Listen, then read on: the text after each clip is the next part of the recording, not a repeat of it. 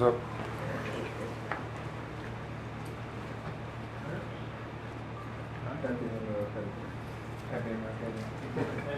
All right, questions for Coach?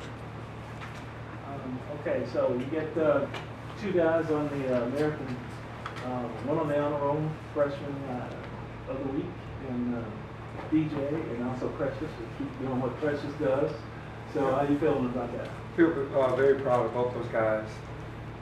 Obviously, it's a total team effort, but those guys, the individual talents, are coming out in the process of us doing things the right way. What is it that made that got Precious to the point where now it's almost easy? He's an automatic walking double-double. At the beginning of the year, was he in James' shadow, and then James was gone, they had to learn how to play without him? How is about that? I don't know if it's about being in his shadow. I think it's about things kind of slowing down and not being so fast. I think that's what I always say about the freshman. You come in and you want to play a certain way. Precious wanted to play on the perimeter when he first got here. He wanted to take a bunch of jump shots, wanted to show that he had a floor game.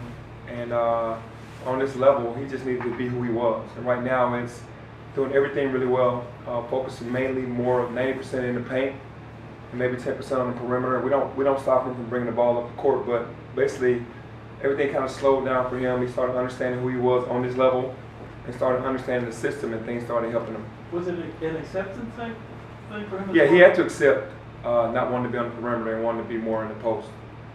Because the first time I tried to put him at the 5 spot, he did not like that. You can just tell he was kind of pouting a little bit in the preseason when we had to put him there. And now he welcomes that because he understands that he is not a 5-man, that he's just playing the game to win. You think DJ is he's ready to hit that stride now? This is what we can expect. Yeah, well, DJ was playing pretty good basketball before he got sick, right before the Georgia game. I think a lot of people around the country don't know him enough, but people around here, he's shown that he's worthy of being one of the top, mentioned with the top freshmen around the country because he brings a lot to the table. The disruptions like that, like with DJ getting sick, James leaving the team, Lester getting hurt, how difficult has that made it for you to have a consistent rotation? You kind of know game in and game out. Well, it's been difficult, but we've been able to handle it because we had a deep bench. Guys could just step right in. Obviously, those are key pieces. James, of course, Lester when he went down with the hand injury, and then DJ getting sick. I mean, those are almost unreplaceable pieces, but as a group collectively, guys stepped in. Tyler Harris up to his point total. Alex Lomax was playing really well. And Precious up his total. So, and then Damian and Boogie and those guys were adding wherever they could on the offensive end. And defensively, everybody was playing well. After the last game, Precious was saying how Malcolm being on the floor made it easier for him to do things on the court. Is that something you're going to do more, have them on the floor together? Well, yeah, for sure. I mean, Malcolm is still trying to come back from injury. Still not 100%, but he's starting to hit a better stride now. We figured around January, February, he'd be hitting a better stride. And he makes everyone else better because he can do so many things on the defensive end and offensive end. On the scale of 0 to 100, what would you say Malcolm is right now? I would still say anywhere between 70 and 75%. He's still not at 100, anywhere near 100 of where he's going to be because he's more active when he's healthy, and I'm sure that will come. But right now I'm going to say 70, 75%. When you go into a game, do you come in your mind because of after you've scouted whatever opponent you're in, like these are the guys I'm going to bring in these situations, or is it more of a feel thing as the game is going when you're making decisions like that? I try to be consistent on when the rotations happen so guys know when they're going to go into games. And that's how it starts early. And then as the game goes, I start kind of getting the feel for who has what for certain situations with certain groups that they have on the floor. When you look at the standings and you see Tulsa's leading the conference, does that surprise you at all? It doesn't surprise me because I understand the flow of what they do and what they do with that zone. They sprint back every time. They're very active in the zone. They take charges in the zone. They force you into bad shots and then they box out. So it's kind of been a perfect storm for them to. They didn't have it in non-conference because teams kind of understood what they were trying to do, and maybe their new players weren't really accustomed to how the zone really works. But usually around January, February, Tulsa's playing pretty good basketball because they understand our league, and there's a lot of new guys that don't understand what's going to hit them, and by the time they understand, the game is over. So they play really hard, they're well coached, but that zone is really the biggest thing that helps them kind of push out on teams. For you guys to have you know, a couple conference games, but then get this long little kind of mini break for 5 full days off or whatever it was between games. How important is that for you guys with such a young team? Well, it's important for a couple reasons. Because we have a young team, and it gives us more chance to get more work. But we have little knick-knack injuries that are going on that guys can kind of heal. So this break came at a proper time for us, for sure. What's the best way to attack that now? Well, you can't do one-on-one. You gotta move the ball for sure. You gotta set screens. You gotta run your offense, and you just can't go one on 5. You gotta drive to make a play for your teammate, because most of the times they're gonna converge on you, and you gotta be ready to make and be able to make the next pass because they get their hands very active for deflections, and that's what really shocked me last year with our team. I've seen a ton of zones, but they probably have one of the better zones in the country. Which assistant got the scout for this? Mike Miller has a scout for this.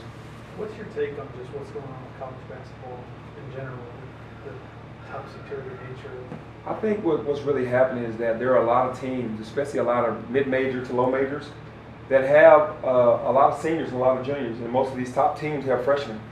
And when you're dealing with freshmen, you don't know what you're going to get. And these upsets are upsets because of the names of the teams. But really, when you look at the roster, they're mainly seniors and grad transfers of that nature, so it makes sense. When you look at Tulsa specifically, and Memphis playing at Tulsa has been very, very difficult, no matter what kind of team that Tigers have had. What makes this team different, you think, and how difficult will it be to try to get that W up? Well, it'll be very difficult because, you know, young guys don't understand. They're thinking Tulsa, they're thinking easy win, they don't have any named players. Remember down the All-Americans, guys they've never heard of playing, but what they do is they bought in because they want their respect. And that zone is, like I said, it's unlike any other. So when you understand what the zone brings to the table and how they're very active and how they box out every time, that's things that most colleges don't do. They don't buy into sprinting back, being active and boxing out, contesting shots and boxing out, and that's what they do every possession. It's like a 3-2 or a 1-2. It goes from a 1-2, 1-1, half court, back to a 3-2, and sometimes flatten out to a 2-3, depending on who's in the corner. So they mix it up, and they do it really well. in a You mentioned situation? about, go ahead, Sorry, in a situation like this, do you study? I mean, they beat Houston. Mhm. Do you study like maybe that game film more? I have studied the Houston game more than I've studied the Cincinnati game at Cincinnati, because Cincinnati kind of got out in transition. You can get stops and get out in transition, then you beat the zone. But if you get in the zone, the teams that have had the most success are the teams that move the basketball, get in the paint, and make the right decisions. And they're shooting pretty decent percentage from 3. You mentioned about some teams having older players, seniors, and grad transfers. And last game, Lester was able to get into Cumberland's head a lot during the game. Yep. About just the freshmen and the younger players you have and their confidence to not be intimidated by playing over the show. Yeah, I think that with Lester specifically, he's a guy that went to post-grad. So he got a chance to leave high school and go to post-grad and play against some older kids for like a year. But he's so competitive, and he takes the challenge. He's just that guy that's going to, no matter how good you're supposed to be or how good you are. I mean, he's our reigning conference player of the year. Lester was going to take the challenge, and I was shocked that Cumberland allowed him to get to him mentally, but I'm glad he did. Is that something you look for when you go to recruit players, or is it just like an automatic byproduct of the other things? Well, I think we saw that in Lester, his toughness, along with his outside shooting, and that's what you want. You want to have guys on the team that you don't have to pump up every single day to get going. He's self-motivated. Do you have a favorite lineup at this point, or is it like naming your favorite kid? You know. You know, it's I like our small lineup. There's no knock on Malcolm being out or Isaiah being out. But when Precious is at the 5 and DJ's at the 4, we're pretty tough.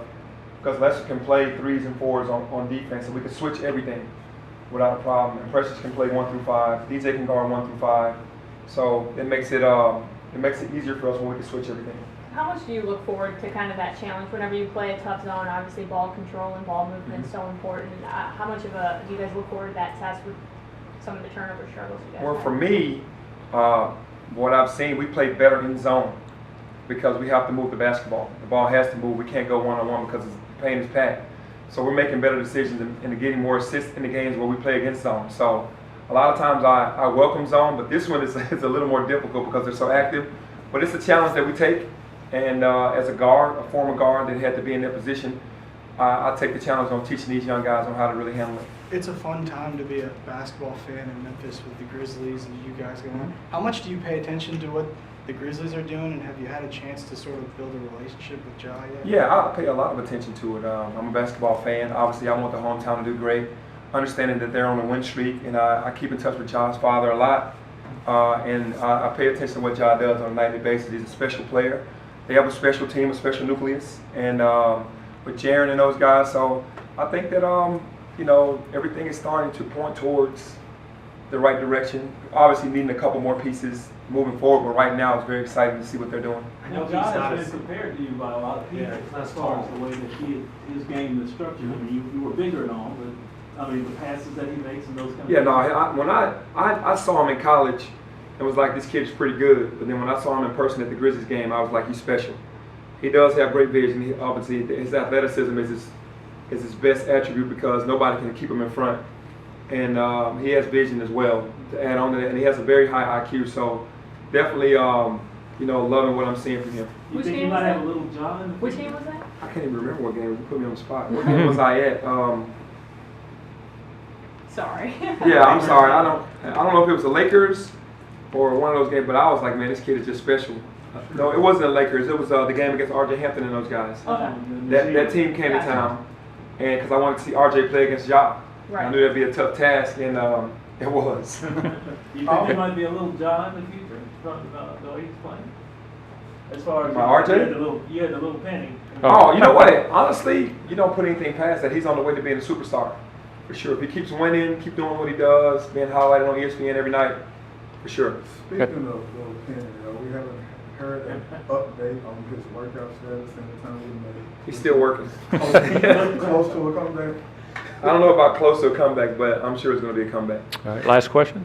I often ask you about sticking to the game plan. Is there anything that the Tulsa team may do that you worry may cause your guys to deter from the game plan? For us defensively, I don't think there's anything they can do. But offensively, for us against that zone, we're going to have to keep probing all night and seeing what works. And I've studied enough tape to know what to look for. We just got to hope that our team is able to pull it off. All right, thank you.